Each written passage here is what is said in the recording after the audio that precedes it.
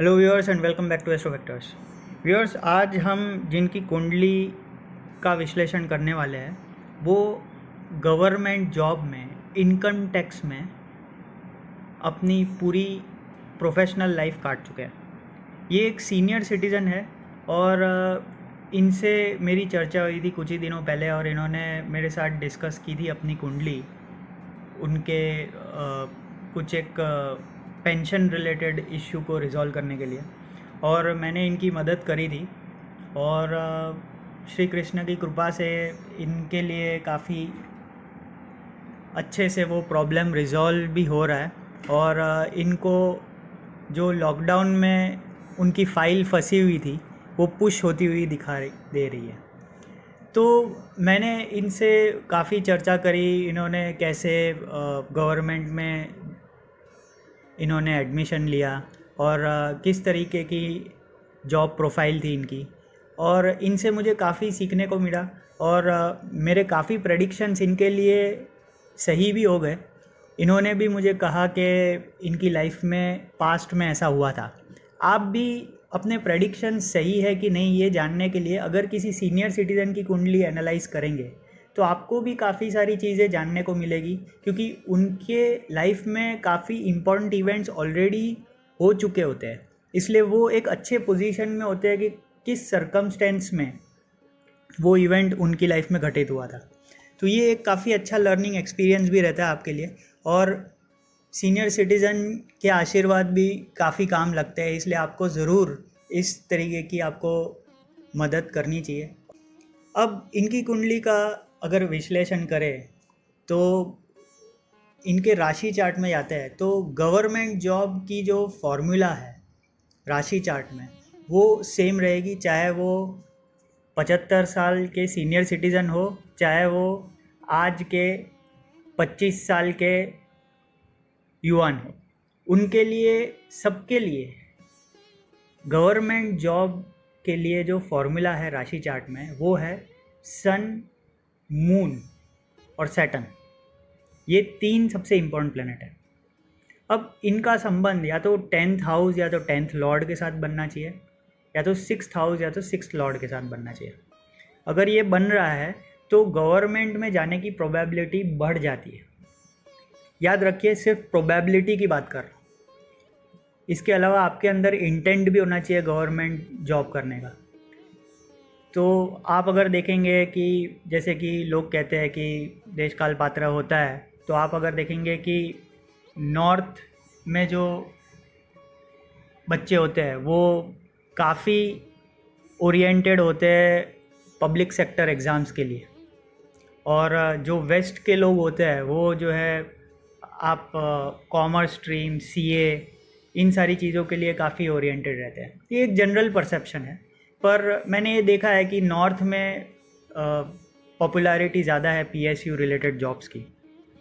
तो ये भी एक मैटर करता है कि आपकी इंटेंट कैसी है। इसके बाद आपकी कुंडली में किस तरह के कॉम्बिनेशंस बन रहे हैं।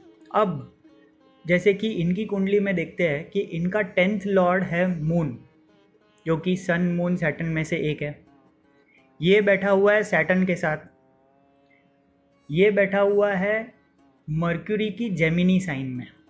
अब ये भी आपको ध्यान रखना है कि जिधर भी आपका 10th लॉर्ड प्लेस्ड है, जो भी साइन में आपका 10th लॉर्ड प्लेस्ड है वो साइन रिलेटेड आप जॉब करेंगे।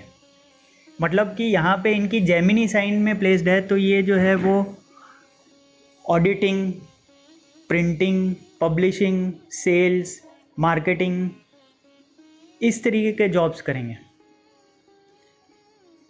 मान लो कि आपका 10th लॉर्ड प्लेस्ड है स्कॉर्पियो में, तो आप जो है वो रिसर्च, एनालिटिक्स, एस्ट्रोलॉजी, इस तरीके के जॉब्स की तरफ ज़्यादा जाएंगे। तो इसलिए ये जो है वो ऑडिटिंग की तरफ गए। और एक चीज़ अगर आप देखेंगे कि इनके 6th हाउस में सन है, और मैंने जैसे कि कहा था कि सन का कनेक्शन 6th हाउस या 10th हाउस के साथ किसी ना किसी तरीके से बनना चाहिए, तो ये बन रहा है। अब यहाँ पे आप ये भी देखेंगे कि 6th और 11th हाउस में एक्सचेंज हो रहा है, सन और जुपिटर का एक्सचेंज हो रहा है। जो कि ये दिखाता है कि ये काफ़ी कॉम्पिटिटिव भी है और कॉम्पिटिटिव एग्ज़ाम्स से इनको काफ़ी फ़ायदा भी मिलेगा। जितने इनके एनिमीज़ होंगे वो फ्रेंड्स में कन्वर्ट हो जाएंगे और कंपटीशन से बहुत फ़ायदा मिलने वाला है। इसलिए अगर ये कॉम्पिटिटिव एग्ज़ाम्स में पार्टिसिपेट करेंगी तो काफ़ी लाभ रहेगा, खास करके जब जुपिटर का पीरियड आएगा तब, या सन का पीरियड आएगा। अब यहाँ पे मर्क्यूरी का डेबिलिटेशन कैंसिल हो जाता है क्योंकि जुपिटर और सन का एक्सचेंज हो रहा है, इसलिए इसे नीच भंग योग भी कहते हैं। अब ये कुछ बेसिक चीज़ है जो आपको अपनी चार्ट में भी देखनी है कि सन मून सैटर्न का प्लेसमेंट कैसा है, 10th और 6th हाउस से कनेक्शन कैसा है। इसके बेसिस पे आप एक चीज़ तय कर सकते हैं कि आप गवर्नमेंट में जा सकते हैं कि नहीं।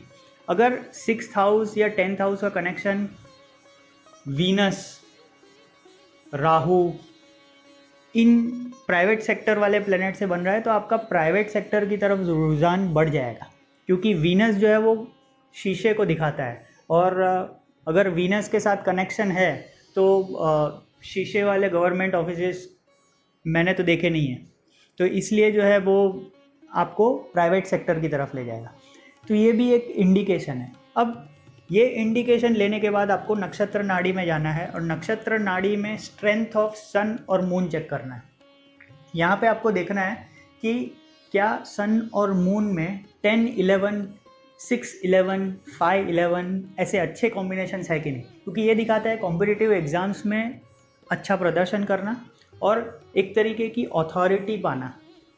यहाँ पे आप देखेंगे कि इनके सन में 5, 12 है, हालांकि 5, 11 भी है।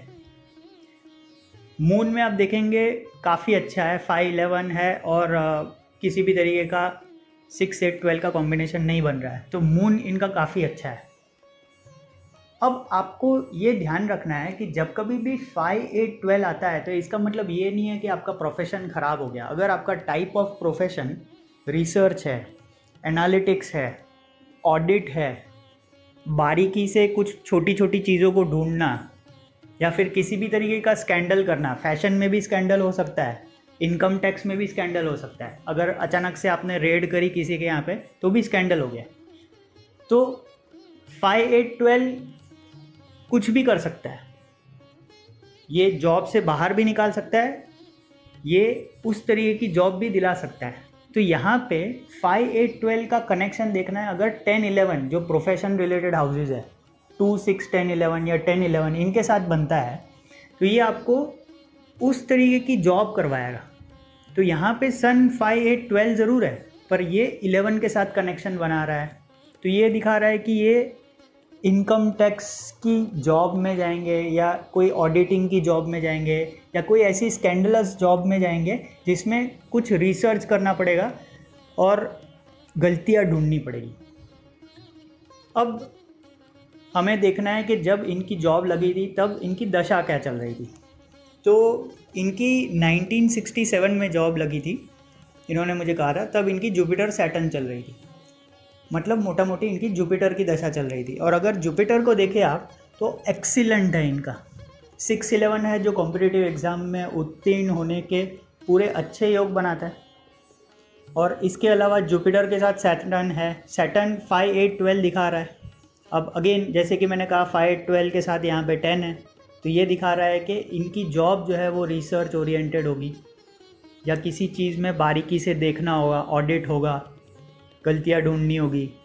और 2, 11 है तो कुछ ना कुछ फाइनेंस से रिलेटेड भी होगा, रेवेन्यू से रिलेटेड होगा क्योंकि जुपिटर है, एडमिनिस्ट्रेशन से रिलेटेड होगा क्योंकि जुपिटर का सन के साथ कनेक्शन भी हो रहा है। ये सारी चीज़ें थी इनके प्रोफेशन में। और जुपिटर के बाद इनकी सैटर्न का पीरियड आया, फिर मर्क्यूरी का पीरियड आया, फिर केतु के पीरियड में ये जो है रिटायरमेंट की तरफ जाने लगे। और जैसे कि आपको पता है कि गवर्नमेंट जॉब में पेंशन और ये सारी चीज़ें मिलती है, तो आप देख सकते हैं कि 8, 11 के कॉम्बिनेशन बन रहे हैं इनके केतु में, वीनस में, सन में, तो ये दिखा रहा है कि इनको पेंशन भी मिलेगा और ये मिल रहा है। तो ये सारी चीज़ें आपको देखनी है कि एंटायर प्रोफेशनल लाइफ कैसी रहने वाली है। अगर इनकी गवर्नमेंट में जॉब लगती है तो आगे जाकर के किस तरीके की इनकी प्रोफाइल बनने वाली है और रिटायरमेंट के बाद इनकी कैसी लाइफ रहने वाली है। तो आप भी अपनी कुंडली को इस तरीके से विश्लेषण कर सकते हैं और ये जान सकते हैं कि आपको सरकारी नौकरी मिलेगी कि नहीं। आशा करता हूँ आपको ये वीडियो पसंद आया होगा। प्लीज़ लाइक करें और ये वीडियो को ज़्यादा से ज़्यादा लोगों के साथ शेयर करें। धन्यवाद।